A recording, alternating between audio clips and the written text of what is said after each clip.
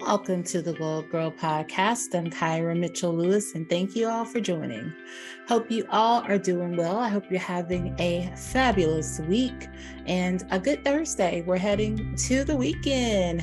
I don't know about you, but I get really excited about Friday Junior around here, like just one step closer.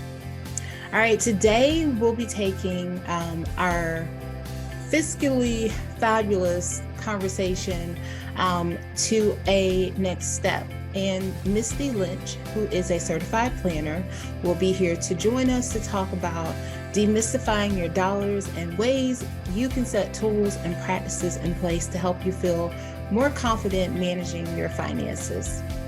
Misty helps high-achieving women and families confidently handle their finances using investment management, financial planning, and coaching strategies that meet their needs. Misty, who also hosts the unscripted reality show Heartbroke and the weekly podcast Demystifying Money, is a personal finance expert and a resource for media outlets including the New York Times, Cosmopolitan, CNBC, CNN, and many others. So stay tuned. I'll be right back. Welcome back to the Gyrl podcast. I'm Kyra. All right. I'm so excited to welcome Misty into the podcast. Welcome, Misty. Thank you so much for having me today. Awesome. Well, why don't we get started with you telling the audience listening or watching who you are and what you do? Sure. My name's Misty Lynch. I'm a certified financial planner and investment advisor. And I own Soundview Financial Advisors, which is in Walpole, Massachusetts. So I'm working with a lot of women and families, mostly entrepreneurs, who are trying to, maybe they've gotten to the point where they feel like they're making money, they're doing the things that they want to be doing, but they still feel like they don't know what they're missing. They don't know what they don't know. And they're looking to hopefully find some sort of like a strategy with their money, because most of the clients I work with are, in their, they're either, millennial or Gen X, where they have a lot of decisions to make. They have a lot of things going on in their lives. They might have aging parents, children, businesses, job changes, real estate, all sorts of things. And so they're really just looking for help to kind of figure out what's the next best thing for them to do. Yes, that is, excuse me, that is so very true. All those things you mentioned, I feel like there's so much of that, like people continuously just trying to figure out, because like you think about, I think you mentioned like changing jobs. And I feel like every time, just personally, like when I move to different job, then you're thinking about like, your 401k and investments there, and where do I move them? Do I move them? What do I do? And those are just like real questions that I think people have all the time. Yeah, no, they do. And a lot of times I'll talk to somebody and they might have changed jobs a few times and they'll be like, I think I have some money over there. I think I have some over here. But when they were starting, they were looking at the new salary and they were focusing on that change usually. And then that first 30 days goes by really quickly where they're doing all their benefits and they're learning that there's so much stress. There's so much going on at that point in time that sometimes they forget about what are all those other things. And then it's just important to just kind of gather all of that, because it's so important for their financial health to really understand where all their money is and what it's doing. But we tend to get very busy at this time in our lives. Yes. And I mean, even just you mentioning, your work with entrepreneurs and just helping people to have the information, because a lot of times you just don't know what you don't know. Yeah, no. And my parents were entrepreneurs. So this was kind of why I always leaned in this direction. They, in the early 80s, they had a lot of business. My father was making good money. My mother didn't work really for him or at all. And then all of a sudden a recession in the early 90s shifted his entire business. And so we moved. He had to learn like a new line of business. And I don't think anybody explains to entrepreneurs that sometimes like there's no development team to go train. Like it's you've got to figure out how to do things. If you can't outsource it, this is all on you. And sometimes you go to those really slow dark times when you're trying to figure out what's next. And in the, and so there was so much going on, and I just felt like financial stress and anxiety every day. I didn't really know what was going on, but I felt something was different. Our life was different. We lived in a smaller place. We had to move. My mom was very upset a lot and crying, and my father looked like he was reading all the time, and he wasn't, he was, it was work. It was different though. And so I kind of understood, like, there's a lot of things that are cool and amazing about being an entrepreneur that a lot of people see, but they don't see all of it. Right. And so I want to help people with that financial side, because I think if you know how to prepare in the really good times, you can get through those longer, slower periods better without having to go back to a 9-to-5 job or give up on the business itself. Right. I love that. But I think too, we're gonna start this conversation or continue is just even with some of the basics, right? So imagine, obviously, you're an entrepreneur, but I mean, in order for you to understand financial planning for your business, you have to start with yourself first. Definitely. It's all personal. And that's one of the things that I'll talk to some people about, even if they're just considering it. And they want to know, like, is this even a possibility? Is this something I could do? Or they have a side hustle that's starting to bring it in. A lot of people lately are talking about passive income, side hustle. And I'm like, okay, we need to figure out the income and the basics first to see how much it costs to be you in a normal day, a normal month. And then figure out how much you actually need, because we tend to tie what we are, what we should be making to what someone's been willing to pay us. And so we might say, well, I make 30,000 or 60 or 100. And then we just stay there, but we might not realize, like, well, how much are you spending? How much do you want to spend? What do you want your life to look like in the next year or the next 10 years? And so those aren't questions. And so we tend to just repeat the same behavior over and over again. We do the same things every single day. And for some people, that's means they're taking on a lot more debt and they're not sure, how much they have, or until, like, the credit card's limit is hit and they stop you. And then some people I see are saving a lot of money because they're afraid to spend it. Right. And so it's really interesting to kind of just get curious about what do you like to spend money on? What is your current bills? What is your current fixed expenses? And then we can look at, okay, what are some things you'd like to bring back into your life? And COVID kind of was helpful to see, like, people stop judging themselves so much. Before, they'd say, I'm traveling all this time, spending so much money. They still kind of beat themselves up about food, I've noticed, but they'll say, like, oh, my takeout budget is this or that. But it really, it just was a good time to reflect, because we weren't allowed to do some of the things that we wanted to do. Right. So it's like, hey, what are you okay with not bringing back, and what do you can't wait to get back to? Right. When it comes to spending, and just kind of be a little bit more objective. Yeah. So speaking of saving, when should people look to invest money versus saving money? So I think both are important, and I think you can do both at the same time. And I actually recommend that to some people. Some people say I shouldn't invest any money until I have no debt and I'm able to save. But I think that investing is kind of a long-term game. So I don't know too many people that were able to just save their way to like $1 million or retirement. Those longer term goals that you have, I think investments they're critical. We need our money to be working. We need our money to be out there growing, kind of off to the side, for those future goals, even if you have to start very small, or with, maybe your company does a 401k match where you can do up to that and have them put money into for those longer expensive goals, like eventually retirement. And most people, even if you love what you do, most people will retire at some point because they have to. Because they're forced to, or, a lot of things change in people's lives where they're not in control of when they actually stop working. So that's out there. And I think that's invested. You have to invest for that, or for some other goals. I think like college funding, things like that are expensive, big goals that you have some time for. Investments can be very helpful because you could do more with less. Now, when it comes to saving, I think that everybody should have, an emergency fund. If you can save, a few $100s to start, that's fantastic. If you can get to $1,000, that's great. And then eventually, if you know your budget and can think about what is a few months of expenses for you, and have that saved in like a high yield savings account, not tied to the checking account where you could just slide it into your account when you're at the register somewhere, but like somewhere that's, earning interest and kind of very, it's accessible, but not like, you're not going to think about it every day.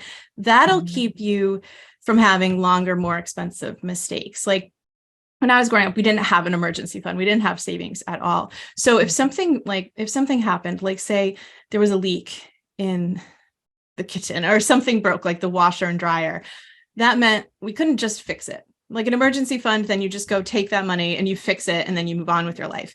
Instead, we'd have to then go to the laundromat. We'd have to get the quarters. We were spending more time to do certain things. And so the emergency fund is kind of just there to help you out of those situations that kind of, it's stressful and it's a lot of thinking you have to do when you're trying to manage money and there's nothing saved to help you out.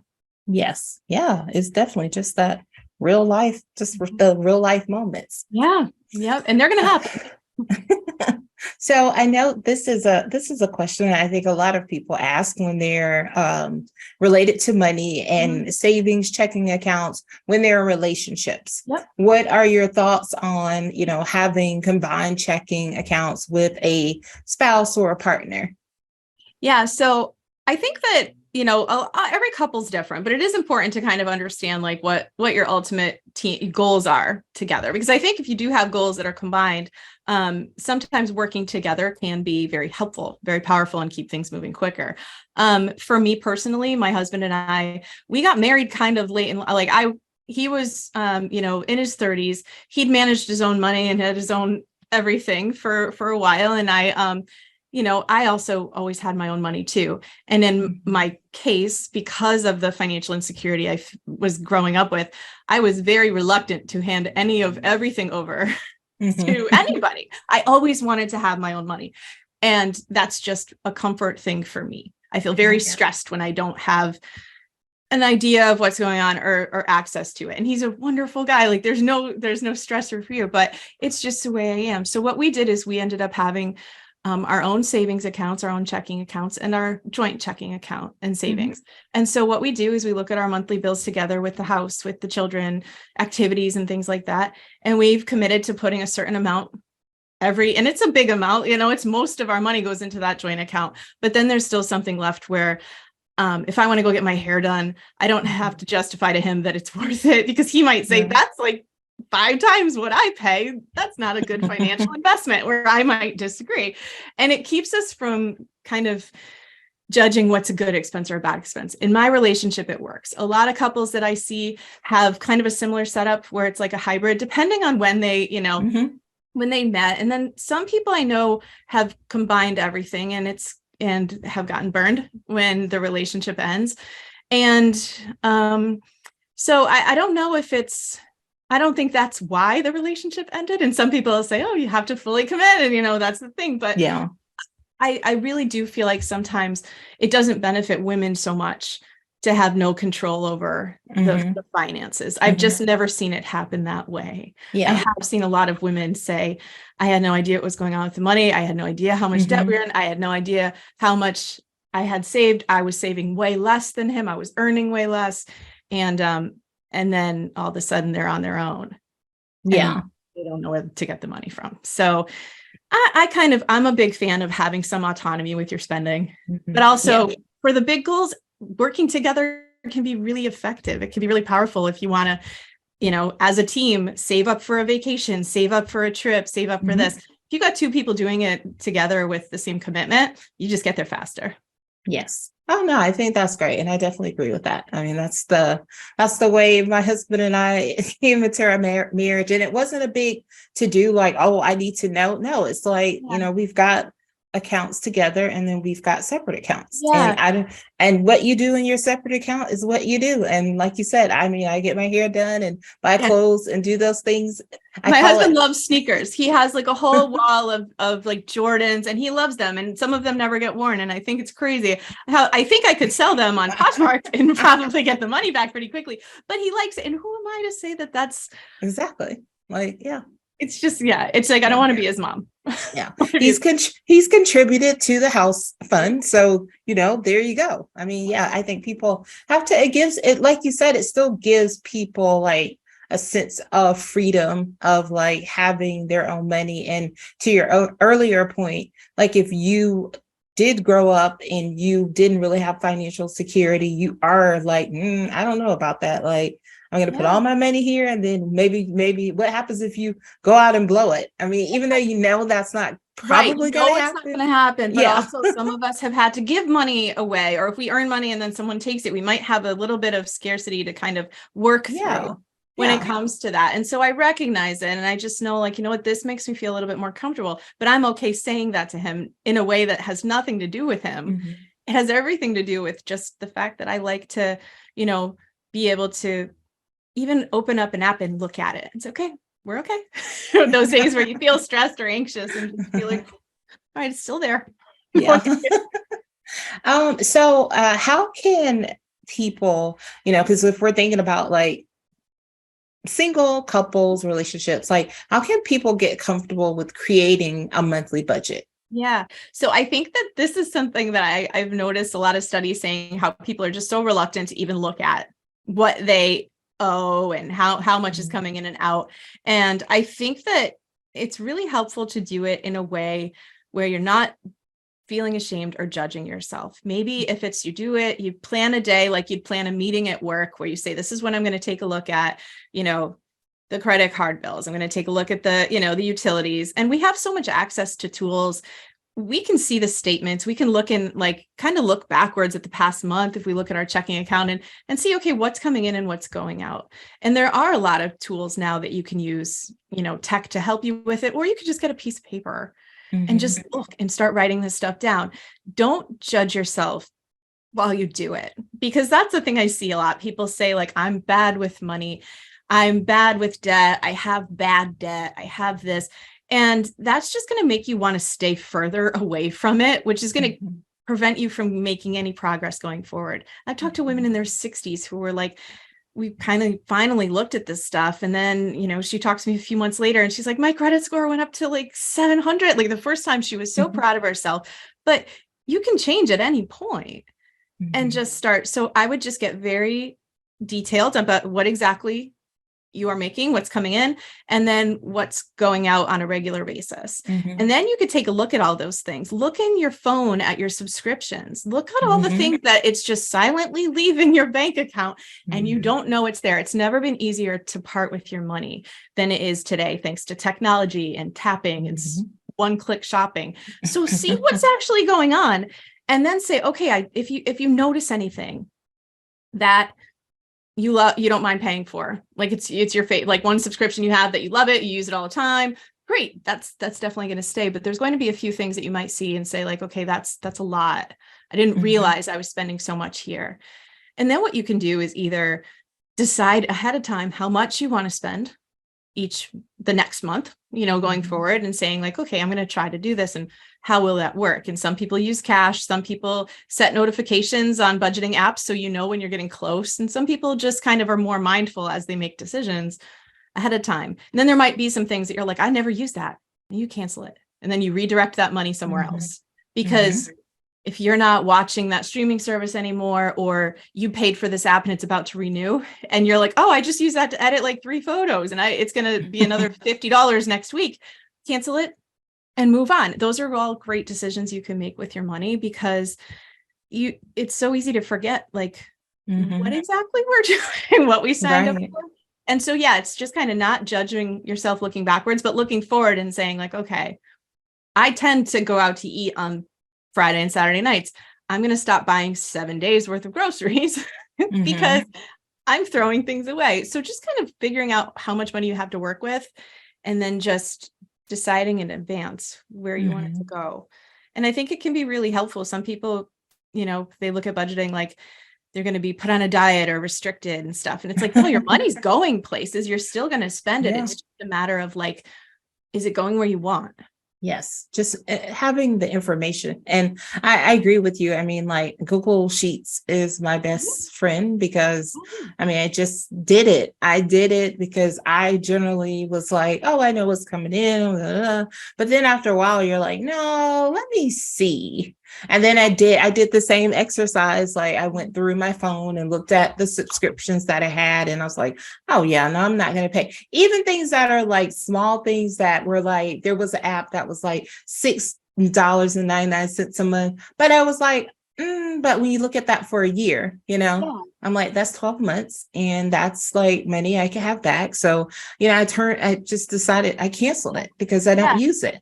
No, I know. And I think a lot of times we just don't cancel things because it's like slightly inconvenient, but it's like just just doing Yeah, this one exercise, it still saves you money, which is fantastic. And even if it exactly. doesn't seem like it's a substantial amount of money, you have 3 apps like that Yes. or something like that, which most of us do. And Yeah. then that's something totally different that you could be either investing or saving or spending on something else that's better. Yeah. I mean, yeah, saving, but like you said, putting it towards a vacation, any of Yep. those things. Yeah, I think that's definitely like so important is to just have the information Yeah. because I think that sort of lends itself to people gaining more confidence as it relates to their finances. Because right now, a lot of people, like you said, a lot of people just don't want to know. Like they just kind of keep floating through this like day to day of like they don't know where the money's going somewhere, like you said, but just kind of being like, I mean, it comes out. Yeah. No, and I feel like that's and it's been interesting too, because a lot of people are saying, like, I don't understand. I feel like there's just no money here, but they're still thinking back to like what they planned to spend on groceries and transportation and food and stuff like 2 years ago, but it's gotten more expensive. And so now you could say, no, you're not doing anything different. It just costs more. So Yeah. like you have to kind of check those numbers to make sure that they're still like, because you could say, oh, for our family, we spend $800 a month on groceries, but maybe it's been closer to like $250 a week lately because of the increases in prices. And so your budget is off and it's going to feel like the money's just gone. And so it's really important for people to just not to feel bad about it, but just that awareness. It's helpful because I think like the credit card companies and the banks, like they want us to stay in debt. So like it's benefiting somebody for us to kind of put our heads in the sand. It's not us. Yeah, for sure. How do you know when you're on the right track financially? I think that's something that when I've seen people who have defined their goals and they're able to actually make progress towards them, we don't really dream big enough anymore. I think there's a lot of times where I'll ask people what their financial goals are, and they'll just tell me like they're reading the answer sheet, like retire when I'm 65, maybe buy a house someday, get out of debt. Now, these aren't things that you're going to spring out of bed and hit the pavement. Like, you're not going to be like, I am so fired up today to go, pay off my student loan in 10 years. It's just like you're going through the motions where it's like, I try to usually get clarity around like, what do you really want to do? And like, why 65? Like poking holes at some of these things to be like, and then some people will tell me like, I'd really love to, some client I knew wanted to help senior dogs. He loved like, think of like, foster dogs and stuff like that. And that was just one of those things where I was like, okay, let's do that. Like, let's put some time and effort to that. Or I'd love to go back to school for this. Or I like when they really start to kind of think about those things that really like light them up to talk about. Right. Then we can start to put some money behind those things that seem like a dream or never going to happen. Because then you could say like, okay, when we get here, that's when we could start doing more of this. And so I think it's like when you have a well-defined goal and you can actually do that. Like I talked to some people that are going on the dream trip that they've been thinking about for 3 years. And it's like, they don't feel they already paid for the tickets. And so now they can just go enjoy it. Like that's what's nice to see with some people who finally it clicks like, no, I can do this. I have more power and control than I think I do. I've just kind of been conditioned to think that you just get up, pay bills, get up, pay bills, and it's supposed to hurt. It's supposed to feel terrible every day. And well, when you have money and you can, I know some people that have like one woman has like a fund to help her friends out when she can, because like she's a giver. And so it's like when you can actually like give somebody in your family money and never want it back, or you could be more generous. When you have more control of your money, you can be more of the things that you like to be. Yeah. I actually really love that approach because I think then it doesn't make money and talking about finances seem like such a dreaded thing, right? Because it's like shining a light on, it's like, who do you what's your ultimate goal? And I love that, like someone having a fund to help their friends, Yeah. and to be able to be more generous and give to other people. Like, yeah. And just that's being not a able, waste of money. And that's something that they yeah. were doing in like a small scale, you know, when they couldn't. I know some people that, you know, have certain charities or certain causes they support. And it's like, all right, until we can support more with our money, let's find some time that we can use, you know, maybe that's something we do. Or maybe that's something when I talk to my clients who are closer to retirement and I ask what they're going to do the 3 weeks from now on a Monday after they retire, and they have no clue because they've spent no time planning out like what they'd want to do in their life. And then they get depressed. They feel like, you know, that they're not sure. So it's like figuring out what those things are that they really love, and then figuring out how we can either financially put money there or, you know, build that into, you know, part of their lifestyle. Awesome. Okay. I love that. All right. So you wrote a book, Demystifying Money. So let's talk about some of the key themes in that book. So I think you talk about, like, you know, and you mentioned this earlier, which I think is really good because you've experienced this, like questioning your current beliefs about money. I wrote the book because I was finding, I was a, you know, financial planner since 2011, but in 2020, I got certified as a life coach because my clients were not asking me about like their portfolio returns or, you know, adding alpha to this. It was high. They wanted to feel different. And every decision we make, whether it's financial, emotional, it's because we want to feel different. And so when I was thinking about how they were spending money, what they were doing with it, why they were feeling so anxious and stressed, even people who were financially on paper doing great, they still all felt that way. So I think it's important to kind of think about why we think the way we think. And I have a lot of beliefs too. Like when I was 1 to 10, I had money. And so it wasn't stressful. So I had a very strange perspective about money that most people have. If you're born into poverty, it's very hard to like, I saw like a glimpse of what life was like. And then what it changed into, and I was like, no, that was me. Because we make a lot of like our mindset between like the first 7 years of our lives, we were like, we absorb a lot of things. And for a while, then I decided, you know, that I didn't like rich people. I thought they thought they were better than me. And like those thoughts are very dangerous because then it's like, it's very hard to become something that you don't like. So, you know, like if you're trying to be good with your finances and then you're like secretly judging everybody who has more than you, or you're, you know, it's very hard for your brain to get there. And our brain doesn't understand sarcasm. If you're saying all the time, like, I'm a failure, I'm never going to have it, you're going to prove yourself right. Our brains don't want to be happy. They want to be right. So if you make bad financial decisions and that's just something that you've repeated, the next time a decision comes up, you're going to probably make the wrong choice because it's the way we think. And so I wanted to kind of write the book to kind of bring up some of those thoughts, like things about like, you know, how we can use, you know, setting healthy boundaries or time management to help us do better financially, because it's a lot of times I'll hear people say like, I don't have time to do anything more, or somebody, you know, I have to give my kids money, or they have no, you know, financial boundaries around their money. And that's their energy too, that's feeling depleted.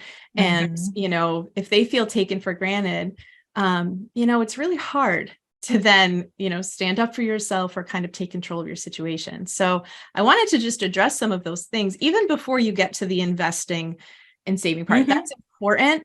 But if you are convinced that you know, people who have money are bad and greedy, like you're gonna have a lot more trouble getting to be the person who has money and can be generous and kind. Because you might not believe that's out there. So working on cleaning up those thoughts there first is number one. And like you said too, it's if you are speaking that into existence, if you're telling yourself that, you know, I'm never going to, you know, obtain these things, or I can't do this because I've always been bad with money, blah, blah, blah, blah. Then, like you said, your brain is just like, oh, okay, well, that's who we are. So why don't we just be that forever? Like, that's kept us alive so far. Like our brains, we don't change much. We make a lot of, like I said, the same thoughts, same decisions every single day. And so if we like put our foot on the ground and say like, I'm done. I'm going to make these changes. We might think, oh, well, if we have to say no to a bachelorette party, we're going to have no friends. We're going to be out of the group. We're going to be, so isolated and alone. But then you could say, okay, that could be true. Or what also could be true is that, doesn't happen. And I'm still friends with people. I'm not going to die if I miss out on a certain event, but we haven't evolved that far in our minds to understand that and a lot of people are making these decisions and choices because everyone else is, and they feel like they have to, but they don't. You really don't. And a lot of times no one else wants to either. It's just well, this is how it is now. So I think really it's pretty bold and rebellious to decide to take control of your money and your mindset. And I think it's just to, I have some journal prompts in the book. I have some thoughts to, even if one of those things triggers somebody to think a little bit differently, or to be like, yep, that's me, to understand you're not alone. This is really normal. Yeah. And maybe you didn't have the best examples when it came to money growing up, or anybody to talk to. And it's a lot of us didn't, and that's okay, but we still have to figure it out. Yeah. And I love that. I love the approach of, just coming, looking at it from a mindset and figuring out how you can set healthy boundaries as it relates to these things, and how you spend your time and money, and just your thoughts, right? Like you said, it's just, I never have even thought about it in the sense of what you said about the bachelorette party. Yeah. If I'm not able to go, I may lose friends. So of course, then you're going to do everything and probably add more debt in a place where you don't have a way to pay it just so that you can go. But it's so interesting that the mind, those would be the thoughts. It's actually thinking if we're kicked out of because we used to have to be in groups to survive. We needed safety. And it's we're still thinking there's a saber-toothed tiger outside of the cave, and we have to and that doesn't exist anymore in our modern society. But in our brains, though, it's still very scary to think about upsetting the group or actually isolating ourselves intentionally. It feels unsafe. Yeah. But we have to be reasonable. And for somebody to actually speak up, and I've talked to some people who've become that friend that said, I know we used to always do this for the holidays or whatever, but I'm trying to pay off my debt. I'm trying to start a business. I'm trying to save up. Can we do X instead? And bringing up another idea. And, there's a lot of other people that feel that same exact way, that are oh yeah, I'd love to do something that's a little bit more low key or less expensive. It's just being the person who's okay to bring it up, right? Because everyone's going to think I'm broke. Everyone's going to think they probably are too. Yeah. Yeah. Everybody. Yeah. I don't know. And I've been that friend a lot. I have a lot of times, I have a lot of, people that I'll just, get together with at breakfast and going out to dinner and stuff is 10, but I love breakfast. So I'll just be oh, can we meet for that? And sometimes it's fun, but it's also and then you spend $20 versus $200. And it's exactly. I mean, it's just kind of, and sometimes you could just suggest another idea, but some of these events are getting really, really expensive. Yeah. Okay. Misty, will you tell the audience how they could work with you about some of your programs? Yeah, sure. So my website's mistylynch.com. So that's where you can find, I have a podcast there. I talk to some business owners about how they make how they make a living and kind of about their financial stories. Also, I hosted Heartbroke, which is a show on YouTube and Million Stories Media, where I sit with couples and we talk about their finances. So you mentioned how people can save, or if they should have joint. So we kind of went deep with some of these, 10 couples who were having extreme financial stress. And so you could watch episodes of that show as well. And then it links over to my website at Soundview Financial Advisors for financial planning and investing, if you're ready for that sort of help. Awesome. All right. So we're going to shift into 3 things with Misty. I'm going to ask you 3 questions, help the audience get to know you a little bit better. One is a 2-parter. How do you start and how do you end your day? All right. So I start my day usually with a 100-pound Rottweiler in my face, ready for her breakfast and walk.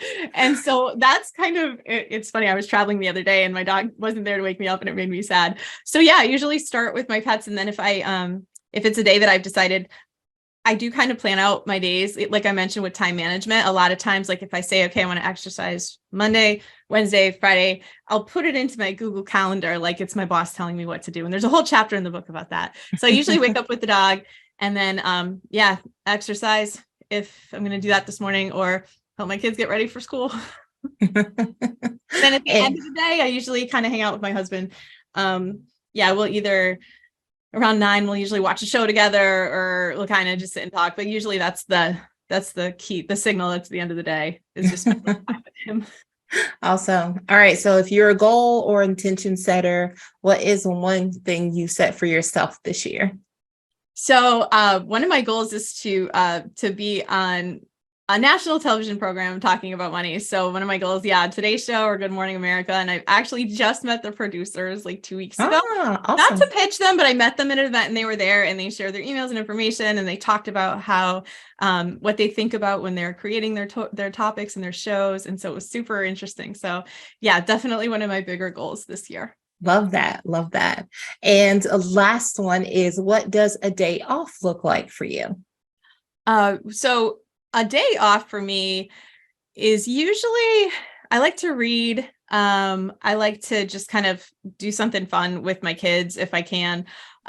Since I do really like to schedule my time and know what I'm going to do on my days off, I kind of like to just wing it and go, maybe go on an adventure or do something small, even if it's taking the kids to the library or playing sports with them outside. I like to just kind of really relax on those days. And the most challenging thing I want to do is a Sudoku puzzle. I don't even look at stuff. Right. I love that. Okay. So before I let you go, what are 3 things you'd like for the audience to take away from this conversation today? So 1, I'd like you to get organized with your money. Take a look at where you stand today. And because if you decide to start to figure it out today, it's the best time to do it, where you're at right now, not 30. And then you can make better decisions when it comes to income, jobs, what you want to spend. Take that pen and paper out or the Google sheet and figure where you're at. Second would be to question some of those thoughts you have about money. When they pop into your head, instead of just believing that they're facts, I want you to slow down and think, why did I think that thought? Why am I saying that to myself? And really start to not in a guilty or shameful way, just in a curious way, be like, why do I think that? Why did I, when I saw somebody in a fancy dress at the Met Gala, what do I actually think about people and why? And just be a little bit more onto your brain when you say those negative things about yourself, because it's not helpful. And there's a better way. Even if you're at the worst financial spot in your life, there is still a better way to not, to kick yourself when you're down and to get better.